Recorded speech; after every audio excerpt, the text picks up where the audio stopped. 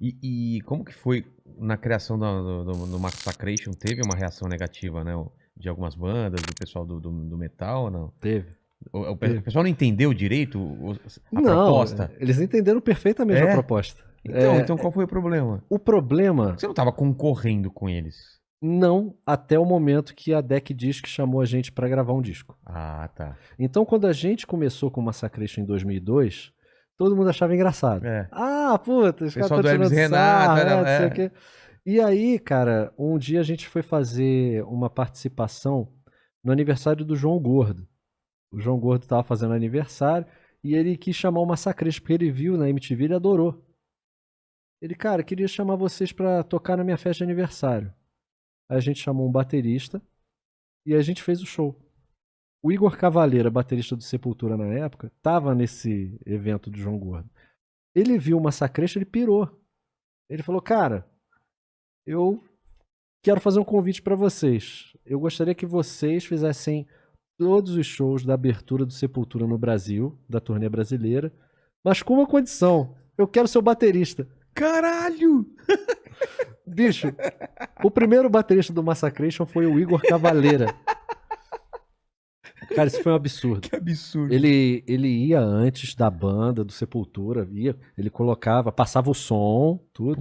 E aí na hora do show ele botava uma máscara, cobria todas as tatuagens, porque é uma coisa meio do metal, o baterista misterioso. É.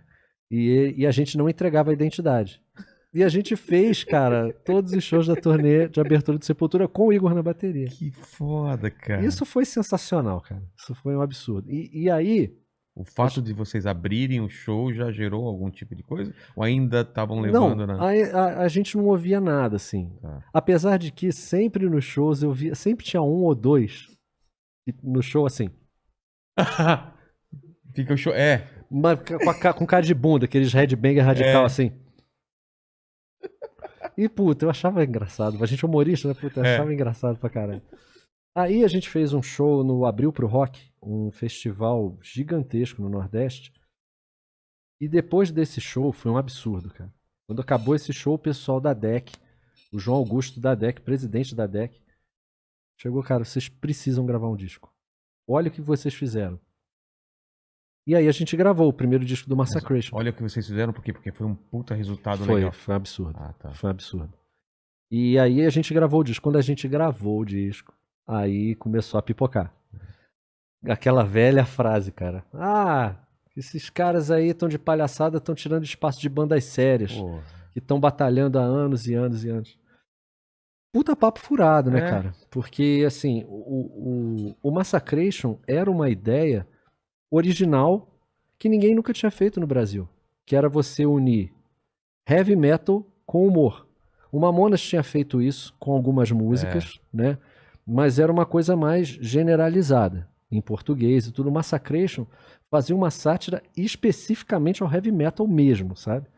E, cara, isso não deixa de ser uma coisa diferente, né? As bandas de heavy metal que estão batalhando há anos e anos fazem uma coisa que todo mundo já estava fazendo, né? De uma certa maneira, parecido com Sepultura, parecido com Angra. Estão concorrendo entre si, né? Sim, e é uma coisa muito mais difícil porque é um som muito parecido. Então a gente teve um destaque, obviamente a gente tinha MTV como carro-chefe, mas a ideia era uma ideia muito diferente. E era engraçado, e é engraçado. Por isso que foi o que virou, né? Então vira um puta discurso furado. Sabe? A gente não tá tirando espaço de ninguém. A gente criou o nosso espaço. Né? Tanto que na época, a gente tinha o aval do Sepultura e na época do André Matos. O André Matos, vocalista, fez agora, uma semana, fez 2 anos da morte dele. Ele é um ícone do nosso heavy metal. E ele mesmo falou numa matéria, a gente tem que aprender a rir de si próprio. Então, cara, com o aval dos 2 nomes mais gigantes, cara, a gente sempre... Mas isso vale não só pro heavy metal, né? Vale pra tudo, né? Pra tudo, exatamente. Então a gente nunca ligou muito pra isso, sabe? E como eu sempre tive uma carreira em paralelo, sempre bem ligado ao metal, Eu sempre fui um cara do metal. Eu tenho banda cover de tudo, cara. Já cantei Death, Deep Purple, Black Sabbath, Ing Malmsteen, porra. E aí o pessoal via os mais radicais, esse cara faz umas brincadeiras com massacres, mas ele entende de metal, assim. Então, de uma certa forma, passava um pano, né? Sim. E tanto que, pô, eu falo isso com um puto orgulho. Eu, como Bruno Sutter, já fui eleito 3 vezes o melhor vocalista de heavy metal do Brasil, porra. Tá vendo? Isso aí é, cara... Chupa. É muito do caralho. Muito foda, cara. Não, porque eu vou ser sincero, eu fui um dos caras que mais botou pilha pra gente pra Record. Porque a gente tava numa fase da MTV que a gente não tinha mais pra onde crescer. O Adnet tava chegando e tava engolindo tudo. É verdade, né? Com 15 minutos e tudo, e ele ia fazer um programa de sketches, assim como era o Hermes e Renato, que era o Furfles. Verdade. E a diferença do Adnet pro Hermes e Renato é que o Adnet sempre foi muito político. O Adnet sempre foi muito esperto. Então, quando ele entrou na MTV, ele tinha uma ligação com a diretoria muito amistosa. E a gente era punk. A gente era punk do humor. O Fausto falava isso. Então, a gente não se misturava com a diretoria da MTV. A gente só conversava com o André Mantovani. Com a Cris Lobo, com o Zico Góes, a gente tinha uma relação muito distante. Com a Lilian Amarante, que era a nossa diretora de núcleo, também. Então, a gente fazia as coisas meio do nosso jeito. Eles podiam orientar, faz assim, não sei o que, a gente Tá, caralho. Mas a gente fazia, mas meio... A gente era meio contra... A gente era punk, sabe? Sei. E o Adnet, ele já foi um cara político. Pra você ter uma ideia, se eu não me engano, a Lilian Amarante foi madrinha do casamento dele com a Dani Calabresa. Porra. Tipo, porra. E, cara, é necessário. Pior é que isso faz diferença, né? Faz toda a diferença. E te dá uma liberdade depois, né? Exatamente. Tô pensando em fazer isso. Confia em mim. Então, de uma certa forma, o Hermes e Renato era uma molecada... Difícil de lidar. Difícil de lidar. Nós sempre fomos difíceis de lidar na MTV. Então, cara, se você... E eu tinha essa consciência. E eu tava com isso claro na minha cabeça. O Adnet tá chegando, arrebentando. Se a diretoria da MTV tiver que escolher entre o Hermes e Renato e a turma do Adnet, a gente vai se fuder. Eu voltei a me incorporar mais ao grupo depois que o Fausto morreu. Porque ficou um sentimento muito de saudade e tudo, e a gente se reaproximou. Não ao ponto de eu voltar pro Hermes e Renato, mas o pessoal convidar, vamos fazer aqui uma participação no programa da FX. Né? E foi muito legal, cara. E tem sido muito legal. Porque a gente faz os shows com Massacration. Tanto que esse DVD do Massacration que tá aqui é depois da minha volta pro projeto. Já é? Depois? Já é. Ele é mais recente. O Franco, ele assumiu o lugar do Fausto. O Franco, irmão do Fausto. O Franco, antes da morte do Fausto, ele participava pouco? Ele fazia o quê? Ele participava esporadicamente. Né? Porque o Franco, quando a gente foi pra MTV, o Franco ele foi morar nos Estados Unidos. Ele fazia um intercâmbio lá. E aí, quando ele voltou, ele fazia participações esporádicas, ele começou a fazer uns trabalhos meio de roteirista, que ele fez estudos de roteiro. Então, cara, não era nada mais natural do que o Franco assumir o lugar do Fausto. E quando eu saí, o Franco já estava sendo já o quinto elemento. Né? Então foi hiper natural. A presença do Franco dentro do Hermes e Renato, pra mim, é um alento. Porque o Franco parece com o Fausto. O Franco tem a voz igual do Fausto. E o Franco interpreta tão bem quanto o Fausto. E o temperamento não, é diferente. O temperamento é bem oposto. É? Assim, porque o Fausto, ele era um cara mais introvertido. Mas ele era centralizador no quesito de vamos fazer isso, direcionar as coisas? Sim. Todo grupo tem que ter um líder. Porque senão vira zona, cara. Também acho. Senão vira zona. Na época que a gente foi pra São Paulo, era meio... cada um faz uma coisa. Chegou uma hora que o Fausto falou, cara, tem que ter alguém pra centralizar e, cara, eu acredito que eu seja essa pessoa. Eu mandei a fita, eu tenho essa coisa, eu sou um cara perfeccionista, e todo mundo falou, faz sentido, né? Mas nesse sentido, o Fausto liderou muito bem o grupo. Porque ele... Distribuir quem fazia o quê, direcionamento. Isso era muito louco, porque nesse sentido não havia regra. Não? Cada um fazia o que se sentia à vontade, sabe? A gente fazia o roteiro. Quem vai fazer isso aqui? Era sempre assim, quem vai fazer isso aqui? Tipo, acho que eu faço. Beleza. sabe? Então, ao mesmo tempo que o Fausto centralizava a liderança do grupo para ele, a gente tinha muita liberdade artística Entendi. dentro do grupo, sabe? É mais a tomada de decisões artísticas como grupo, sabe? Mas ele era um cara muito introspectivo, era um cara na dele. O Franco já é um cara mais expansivo, já é um cara mais... vamos lá! Né? Essa é a diferença entre os dois. Mas artisticamente falando, atuação, genialidade, acho que é coisa da família dos Fante. Ah, é? É.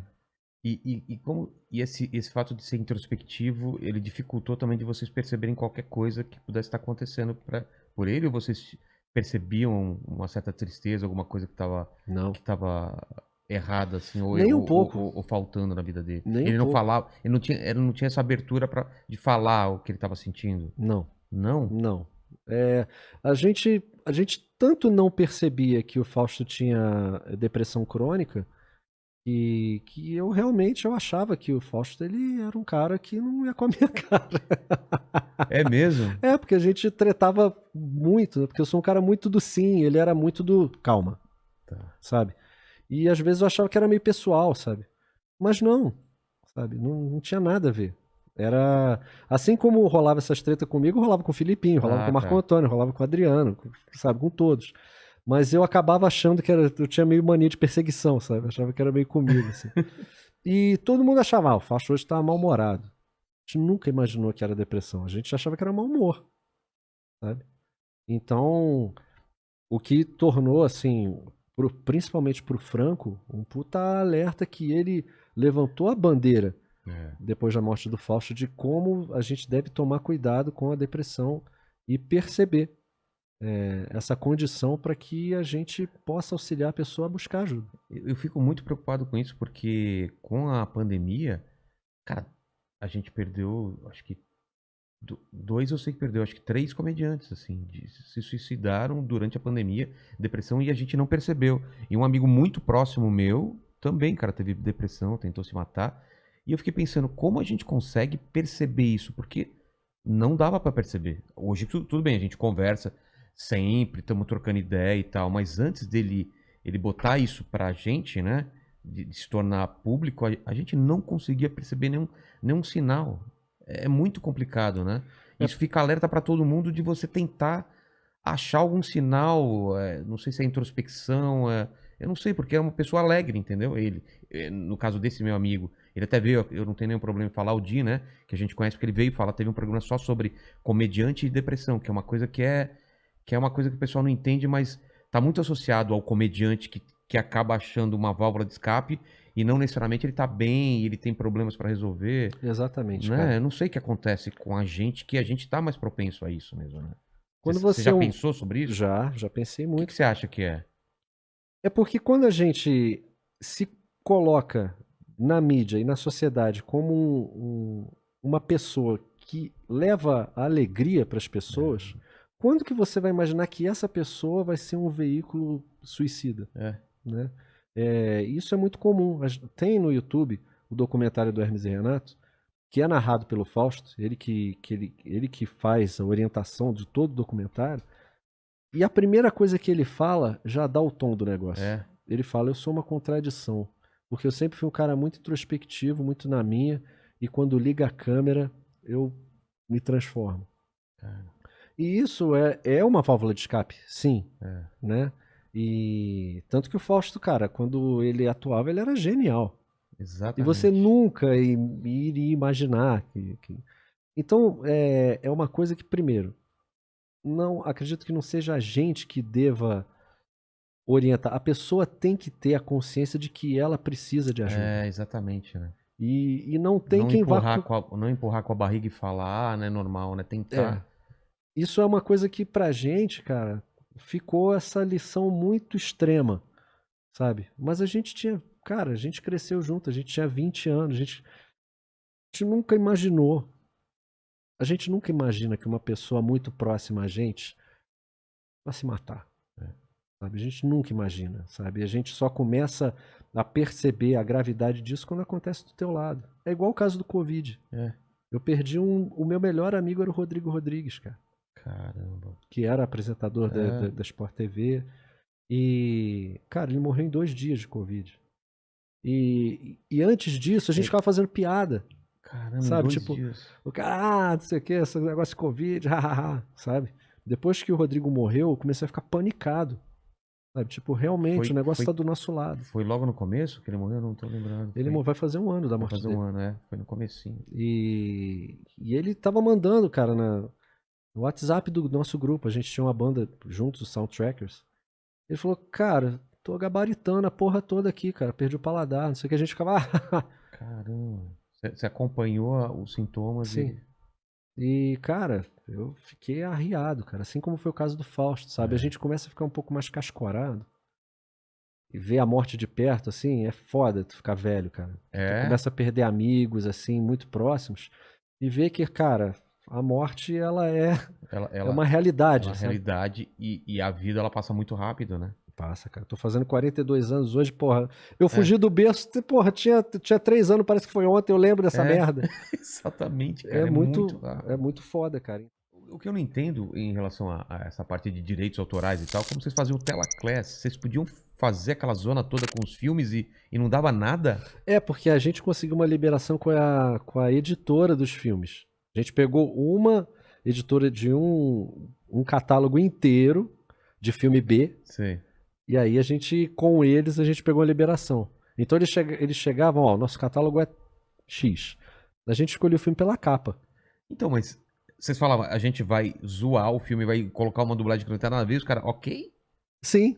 Caramba! Foda-se. Isso é maravilhoso. É que eu sei lá, se tinha mutreta, sei lá. Vai ver, os caras pegaram, vai saber. Os autores não estão nem sabendo disso. Tudo filme muito antigo, não é? Era, mas acho que tinha merda aí, cara. Porque eu lembro que a gente ia fazer um DVD do Telaclass e aí deu merda. Com direitos. Porque pensa bem, os caras não estão nem sabendo. Eu acho que os caras da distribuidora não tinham direito, era porra nenhuma, cara. Bom, vai fazendo aí. Exatamente. Aí a gente pegava esse catálogo deles e a gente escolhia o filme pela capa. A gente via, puta, esse tá engraçado. Porra, cara, A Volta do Agente 003,5. Vai tomar no cu, que era aquele do Wang Wang lá, daquele sim, anãozinho, sim. Que era, lá que gostosa. Era um capeta em forma de guri. Um capeta em forma de guri, exatamente. Era o Wang Wang, ele era um astro nas Filipinas. Cara. Esse filme era filipino. E aí teve um filme que era proibido, que esse foi um dos casos que foi a única censura que a gente teve na MTV. Foi um filme que era do padre pedófilo. Caramba. A gente ali. Sabe aquele caso que eu te falei agora há pouco? Falei, foda-se. Rolou um. Cara, sempre quando a gente fazia assim, foda-se, cara, dava problema. A história mas a censura o quê? Falaram, tira o padre pedófilo ou muda tudo? Não, cara, tudo? A história foi muito absurda. A gente fez o filme, dublou o filme ia pro ar. Tá. A história de um padre e seu namorado, um garoto. Eu te amo, padre! Vai lá balangar o sino pro padre, vai. Eu te amo, padre! Aí tinha uma cena que tava um moleque saindo do banho, pelado, assim, até aqui, assim, plano americano. Nossa, garota, você está lindo com essa... E, tipo, um padre e seu namorado. Aí a diretora de núcleo, na época, a Lilian Amarante, ela viu essa chamada em casa. Caramba! Aí ela ligou pra diretora. Mas que porra é essa? Aí na hora que o filme foi passar, passou outro. Um que já tinha passado. Sim. Aí eu, ué, o que aconteceu? A gente ligou pra diretora, na época a Miriam falou, a Lilian falou que não podia passar esse filme. Mas por que não? Por que não? Pra tu ver como era o naipe, né? Mas por que não? E aí, esse filme era meio pesado, assim. A gente exagerou um pouco na dose. Foda-se. A gente exagerou um pouco na dose. Esse filme é um filme proibido. Ninguém nunca viu esse filme. E vocês nem têm também mais? Ou tem? Tem. A gente tem. Aí como eu não sou mais do grupo, aí você tem que ver com o Filipinho. Tá com alguém lá. Tá lá com... eu subiria. Foda-se, cara. Foda-se. O que pode dar errado? Eu subiria. Mas não. Pois é. Mas esse filme esse filme é muito engraçado. E vocês dublavam lá mesmo, no estúdio deles, ou iam pro estúdio de dublagem? A gente ia para um estúdio de dublagem de verdade, cara. Porra. Cara, isso aí foi incrível, cara. A gente Que teve. foda, Foram cara. 26 filmes que a gente dublou no Telaclass. E foi o único produto Hermes e Renato com sucesso comercial. Por quê? Porque a gente só vendeu merchandising em 10 anos de MTV com o Telaclass. Caramba. A gente nunca tinha vendido um merchandising de nada, cara. Isso era patrocinado, então. Esse era pela Sprite. Porra. Que ano que vocês entraram na MTV? 99. Então, o Mundo Canibal acontece por aí um pouco depois, e a gente tinha influência também de vocês, cara. Que doideira. É cara. doideira, cara. Tá tudo... O que tava acontecendo naquela época tava tudo meio relacionado, assim. Parecia que tava rolando uma energia, assim, né? O próprio Pavão, que fazia também a liga lá a liga dos heróis, Dos DJs Paladinos. DJs Paladinos também, era amigo da gente, era tudo meio uma turma que foi se conhecendo e tal, e fazendo humor. E esse humor daquela época, eu acho que você vai concordar, né? Ele não pode ser descolado daquela época, ser analisado com os olhos de hoje, né? Porque a gente queria só... Cara, a gente tinha liberdade total e queria queria chocar, queria fazer coisa engraçada e não tinha limite e tal. E às vezes eu vejo o pessoal analisando, mas aqui foi machista. Cara, naquela época era outra parada. Você não tinha limite, né? Queria falar palavrão, queria tosqueira, escatologia, você queria levar todo o volume no alto, não é? Sim, e a gente fez tudo, cara. A gente, cara... Parece que vocês foram dando check aqui, né? Falar, vamos fazer, zoar isso. Cara, isso que é legal. A gente não tem nenhuma coisa, puta, a gente poderia ter... A gente fez. Isso é muito legal. Se a gente assistir os quadros do Hermes e Renato com a cabeça social, com a consciência de hoje, puta que pariu. Eu faço até uns TBTs, tô fazendo os TBTs até meio pra dar uma provocada, sabe? Sei. E aparecem pessoas assim, hiper chocadas. Cara. Mas eu não entendo como as pessoas não podem entender o que é o lance de que um produto, assim como um livro, uma obra de arte, um vídeo, no caso de vocês, uma animação, no caso da gente, ele tá relacionado com uma época, cara, com o espírito da época, com o que a gente...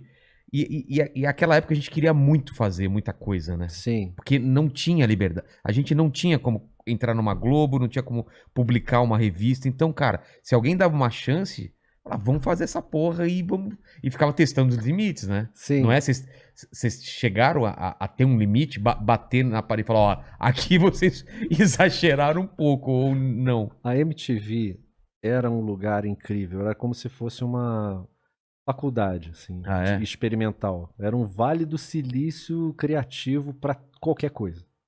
Então, o André Mantovani, hipervisionário, ele chegou, cara, vai.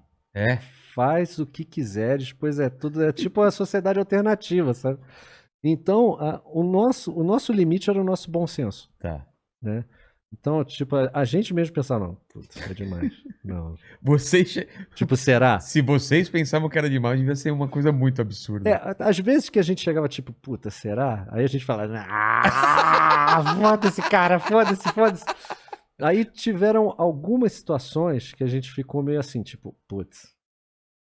Exemplo, a gente fez um programa que era o Programa do Mal. Tá. O Programa do Mal era um programa de entidades que era apresentada pelo Exu Caveira, que era uma mesa, assim, que era o Exu Caveira, o Tranca-Rua, Pombagira, o Encosto e o Bandido da Luz Vermelha. Tipo, cara, era um absurdo, cara. Era um absurdo. Pombagira, dá várias giradinhas pra gente. Eu fazia o Exu Caveira com a voz daquele corta pra mim. O Rezende, né? O Marcelo Rezende. Com a voz do Marcelo Rezende. Pombagira, dá várias giradinhas aqui pra gente. Aí chegava a Pombagira, girava, vomitava. Vamos dar uma olhada agora nas macumbas que tiveram maior êxito nessa semana. Aí, cara... Genial, cara. Aí via... Pô, você pode ver essa macumba aí, porra, essa macumba foi caprichada, ó. Pipoca, aí você vê galinha, sangue batendo, você vê aí, ó, deu certo, ó, o cara tá bem morto ali, ó, tipo pesado, assim. Mas, cara, eram coisas que a gente falava e dava risada de uma forma hiper natural, sabe? Aquela coisa que fica bem rasa, né? O que é macumba? Tu faz uma macumba pra matar os outros. Falta de conhecimento. O que é macumba? Exatamente o que você falou. É isso? É o que a gente entendia, né? Pois é. Aí tinha um quadro, desse das macumbas, aí chegava o repórter. Aí você chega, você vê essa macumba bem bonita, com pipoca. Aí tava o Gil Brother. É o Gil Brother com a moça. Esse não é macumba! Esse aqui é o jantar romântico, eu fiz com a minha mulher! Porque eles eram mendigos. Peguei esse frango, dono do bar! Peguei essa farofa! Aí, sabe? Aí, cara, depois de um tempo, maravilhoso. chegou uma notificação pra gente da Associação Brasileira de... Não sei se era candomblé, alguma coisa assim. Cultos. Uma associação falou, olha, Ah, tá. vocês estão desrespeitando a nossa religião e aí a gente parou, sacou? Outra foi a Nossa Senhora do Refogado. Religião é foda. Em 1925, uma imagem de Nossa Senhora foi encontrada por 2 pescadores. E essa imagem, depois de um tempo, chorava. Depois de um tempo, ela chorava sal. Depois, ela chorava o mais puro azeite. Depois ela se tornou a Nossa Senhora do Refogado. A Nossa Senhora do Refogado, ela refoga tudo. As crianças vão adorar a salada. A gente pegava a imagem da Nossa Senhora assim, Meu Deus! jogando sal assim, Temperando. e chorando azeite assim. Nossa Senhora do Refogado, divina comida. Aí veio a Associação Brasileira Católica. Isso é um desrespeito, quando não sei o quê. E aí a gente foi percebendo que... Mas, cara, é engraçado. É isso que é fogo, né? É engraçado. Aí conforme o tempo foi passando, a gente foi recebendo mais... Disseram aqui que o Massacration já teve a benção não, né? Mas tem alguns fãs famosos, como Sepultura, como o falecido André Matos, mas que o Kiko Loureiro parece que não é muito fã do Massacration. Essa história é engraçada. Ah, meu Deus. Essa história eu não gosto muito de podcast, mas essa história é engraçada. Uma certa vez ganhamos um prêmio aqui no Brasil, como vários outros. E ganhamos. E esse menino, O Kiko. esse menino Kiko, ele foi apresentar. Ok? Uhum. Ele foi apresentar esse prêmio que ganhamos como Banda Revelação. Toda vez que chegamos em um país, somos Banda Revelação.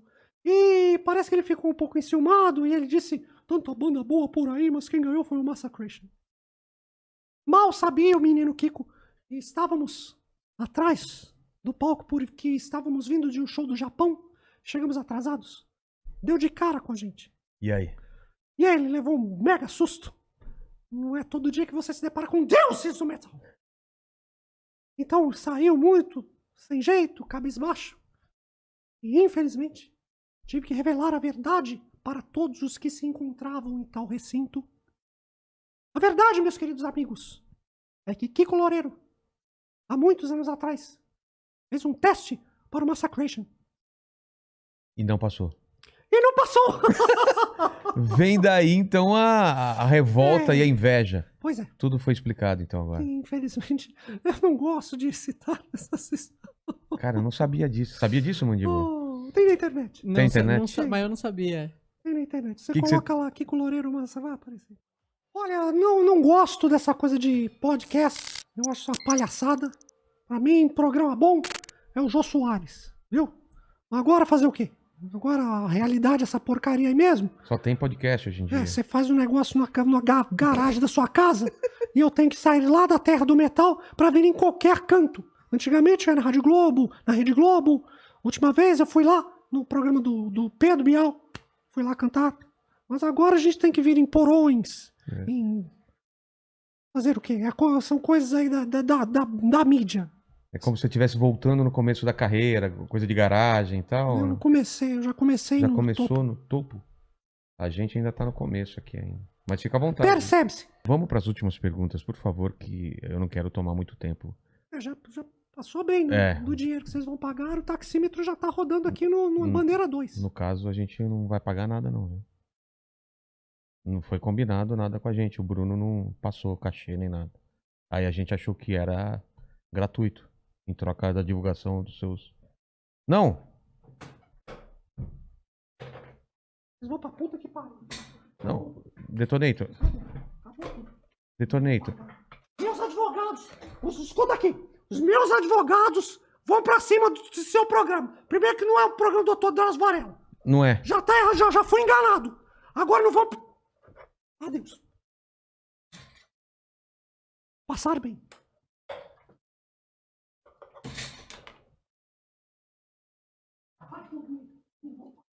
Vou pagar uma obra. Os advogados vão todos pra cima de vocês. Depois desligar isso tudo aí.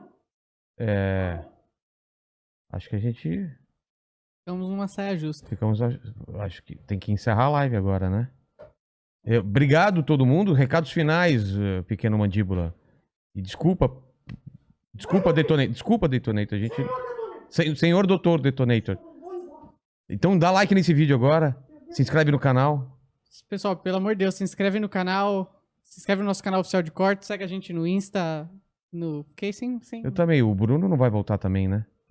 Eu acho que não, né? Acho que agora o Detonator não vai deixar. Então se inscreve. Não vai voltar ninguém. Então tá bom. A gente nem vai poder fazer as 3 perguntas finais. E a gente vai pro final, então. Se inscreve no nosso canal de cortes. Você tá com medo, né, Mandíbula? Eu tô. Nossa, você escutou? Escutei. Acho que ele Ele acabou de quebrar o nosso espelho. quebrou o nosso estúdio. Bom.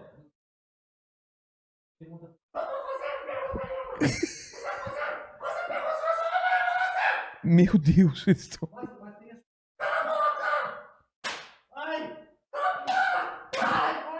Meu Deus, cara. Eu vou lá fazer as perguntas.